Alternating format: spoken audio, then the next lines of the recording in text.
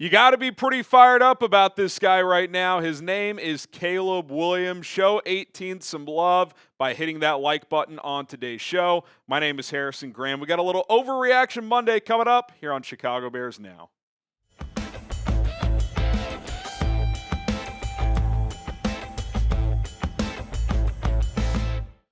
What's up, guys? Overreaction Monday coming at you after a third straight win for the Bears, entering the bye week at 4-2, the first three-game winning streak of the Matt Eberflus era. Let's get into a little Overreaction Monday here, and we've got to start with the quarterback. It's all about the quarterback. Caleb Williams has arrived. You better believe it. 4 smoking Jays. Bear down. It's happening. Now, I want to make this clear. That does not mean he's not going to have bad moments. That does not mean he's not going to have bad games. But I am 100% confident through 6 games that I believe he is a franchise quarterback, and he's going to continue to evolve into that. We just have not seen a player of this caliber in Chicago, maybe ever. And it's crazy to make that declaration 6 games in, but look at the improvements. Just the first 3 games of the last 3, 15% completion increase. Efficiency there. Quarterback rating doubling. 7 touchdowns versus 2. Only 1 interception versus 4. Like, he's gotten better at literally everything, and not just by a little, by a lot. And if you want to say, yeah, well, look at the schedule. Well, schedule wasn't murderer's row the first 3 weeks either, other than Houston. And he actually played okay in that game. Like, just use the eye test. Like, you can only play you play. It's the NFL. You don't set your schedule. And they're killing people. Be one thing if they're scraping out these wins 17-13. He's doing some good things here and there like he was flashing. Like, no, over the course of 60 minutes, he's playing pretty damn well. Week in and week out now. He's done it the last 3.5 games. Second half in Indy through now, he's been very, very good. And yesterday, once again, like the last few weeks, what have we said on Monday? Best game of his career. Did it again. 4 touchdowns. The 1 pick was bad. We talked about it. I'll take 1 bad play in the course of a 60-minute game. And it's not just the numbers. It's not just the throws. It's commanding the huddle. It's making checks to the line of scrimmage. How often is he canning a play and getting into a second play? For those who don't know, most teams, if they trust their quarterback, will give you 2 plays in the huddle. And if you don't like the look of the first one, you can check to the second one. The Bears have a franchise quarterback. Don't be afraid to say it. Caleb Williams is that guy. He's here. He's arrived. He's only going to continue to improve. Why do I know that? Because I've seen it week after week after week. From week 1 to week 6, it's a different guy, and that is what you want to see. You want to see linear improvement. And it's crazy that 6 games into his career, you feel better about him than you felt about any of the other guys that came before him in Chicago. Maybe that says something about the franchise coming into Caleb Williams. I'll tell you what, I think it says a lot about 1-8. Caleb Williams is that guy. You look at the Bears' remaining schedule in terms of where this is going to go from here. Obviously, you got the bye. In some ways, that sucks because you're rolling, especially offensively now for the first time in a while. But you got some guys beat up, so I think it's okay. You got 3 games out of the bye that are winnable. Obviously, at Washington's going to be tough. Everyone's going to talk Caleb, Jaden, Caleb. Should be fun. At Arizona, who's very hit and miss, could be tricky. Patriots at home. Drake May looked fairly formidable, but that's obviously a game you should win. Then it ramps up, right? It's starting with Green Bay and Minnesota, week 11 and 12. You got the rest of your divisional games in there as well. 49ers and Seahawks sandwiched in between. So, for the naysayers that say, well, they're not playing anybody. Well, okay, we'll see against better competition. And again, I'm not saying it's going to be perfect. He still is a rookie quarterback. I'm just talking big picture. Like, the Bears have their guy. Like, there's no doubt in my mind Caleb Williams is the right guy to lead this franchise. He's skilled. He's talented. He plays with passion. He's a good leader. His teammates believe in him. First thing he said in the on-field interview after they slaughtered Jacksonville 35-16 was, yeah, it was a really bad pass on that interception to DJ Moore. Yeah, like, you threw 4 touchdowns. Like, you played pretty damn well, but he's a perfectionist. And that's what the great ones are. They want to be great. They want to be perfect. And this guy is striving for just that. And I couldn't be more excited about this guy. Hit that subscribe button if you're fired up too, because has there been a better time to consume Chicago Bears content? The time to subscribe is right now. We're almost at 105,000 subscribers. We're 160 away. Help us get there. That's our goal, to get there ASAP. And let's keep this thing rolling, baby, because the Bears are red hot. Overreaction Monday continues. Naturally, the next conversation is, are the Bears playoff contenders? I'll go 3 smoking Jays. Pretty likely, trending in that direction, that they are playoff contenders. Doesn't mean they're a playoff lock. But to the point of they haven't had a tough schedule yet other than the Houston game. Not that games in the NFL are easy. They're all hard. Clearly, the schedule is going to get tougher the second half of the schedule. That's why I won't go 4 smoking Jays yet. Let's see how the Washington game goes. But 3 smoking Jays, pretty likely. We'll talk about why here in just a moment. But I do want to give some love to our sponsor. That is Game Time. How could you not want to go to a Caleb Williams Bears game? Get your tickets right now. Go check them out against the Patriots at Soldier Field here in a few weeks. Perfect time to get off the couch this fall and go watch your favorite teams play. Texas, Oklahoma here in Dallas was crazy on Saturday. I know several people who use Game Time to get their tickets to go to that. Had a seamless process getting their tickets, and they got the best price available as well, which is absolutely awesome, which Game Time can deliver for you. Use their newest feature, Game Time Picks, which makes getting tickets to see your favorite teams play easier. It'll filter out the fluff of thousands of tickets so you can get the best deals and the best seats, so you don't have to spend all day scrolling to figure out what tickets you actually want. It'll show like different price points throughout the stadium and kind of narrow down the process for you, so that's very nice. And it's not just sports, concerts, comedy shows, theater, other events. If you need tickets, Game Time is going to provide them for you. They will also show you views from the seats, super deals, which are the best bang for your buck, last-minute tickets for the lowest price guaranteed. You got the Blackhawks back, the Bulls back. Great time to be a Chicago sports fan. Download the Game Time app today. Use code ChatSports to get $20 off your first purchase only. That's code ChatSports, all one word, for your $20 off your first purchase. Terms apply. What time is it? It's game time.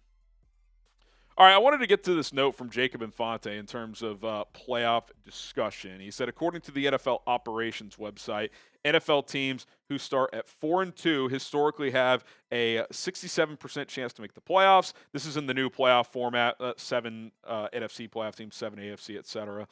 Bears are 4-2 with a win in 2 weeks over the Commanders. Those odds increased to 77%. So I'll look this up to confirm. Obviously, Jacob does great work. Go give him a follow. But pulled this off from the website, circled where the Bears are. Basically, the vertical column is wins, horizontal is losses. So where I circled, they're 4-2, 67%. And to his point, if they win against the Commanders, it jumps up another 10 percentage points. So clearly that game's pretty big if they could find a way to win that game on the road.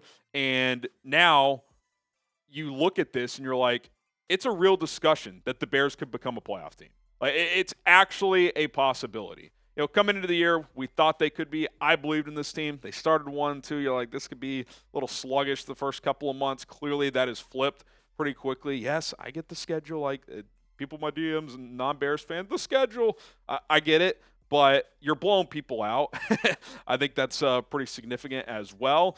And I think now the question is, can they actually get there? Because this is kind of a problem.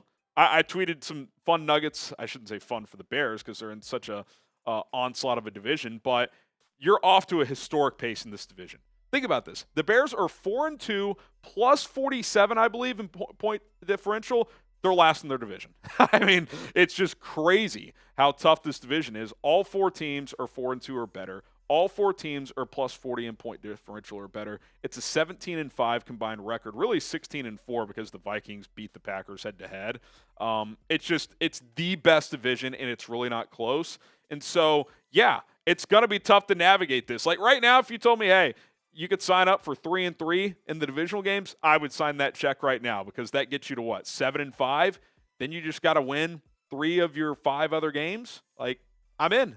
I would probably do that, especially considering the next 3 are all very winnable, including Washington, who I respect, and I like what I've seen from Jaden Daniels, and that's going to be a tough game. They'll probably be favorites at home against the Bears. I'll say this game against the Commanders this year feels a lot more juicy on the national level compared to the last 2 years. Remember the game on Thursday Night Football a couple years ago? I had one of my biggest rants when they lost 12-7, went 0 for 3 inside the 5-yard line on touchdown opportunities.